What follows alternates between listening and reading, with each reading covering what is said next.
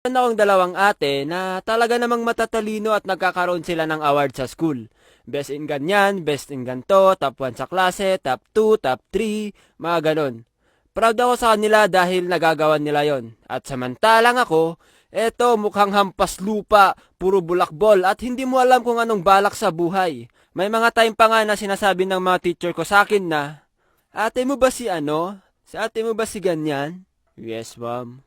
Ay, ang tatalino ng mga ate mo. Dapat ikaw din. Dapat gayahin mo sila. Okay, ma'am, I will try. Dahil sa mga naririnig ko na mga comment ng mga teacher ko sa akin, syempre hindi mo rin maiiwasan na i-compare ka sa ibang tao, di ba?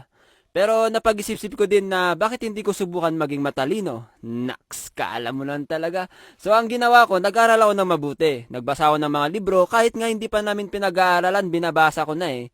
Nagre-recite ako sa klase kahit mali-mali ang sagot ko, ginagalingan ko din gumawa ng mga projects at assignments.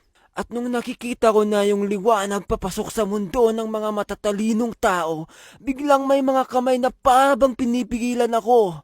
Paglingon ko, putek mga tropa ko pala. Uy, Jen, wag mo naman kaming iwan. Masama yan. Nang iiwan ka ng tropa mo. Oo nga, Jen. Kala ko ba sama-sama tayo?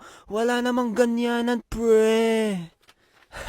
Kaya wag kayong magtutropa ng mga gantong tao guys. 100% guaranteed, tried and tested, masisira ang buhay nyo.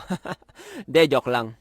One day isang araw, pumasok yung MAPI teacher namin habang nagkaklase kami. Tapos tinanong niya yung buong klase kung sino ang gusto mag-try out ng larong Arnis para maglaro sa district. So nung tinanong ng MAPI teacher namin kung sino ang may gusto mag-try out, ang unang pumasok sa amin na magtutropa ay gusto namin subukan. Hindi dahil sa gusto namin dahil gusto namin tumakas sa klase. Ano pre, subukan natin? Tara, ang boring dito sa klase. So nag-try out kami ng tropa ko at hindi namin in-expect na kukunin kami para maglaro sa district. Sabi pa ng MAPI teacher namin, 2 weeks na lang, laban nyo na kaya mag-training na kayo. Oh my God! Gusto tayong patayin ni Sir! 2 weeks na training, tapos laban na! Oh my God! So sa 2 weeks na yon ay na-excuse kami sa klase, which is gustong gusto naman namin. Pero parusa ang kapalit guys dahil sa training tulad ng jogging, push-ups, sit-ups at kung ano-anong drills. After ng 2 weeks na paghihirap ay dumating na yung araw na makikipaglaro na kami. Pero sa kasamaang palad, natalo ako. Bakit? Bakit? Bakit ako natalo?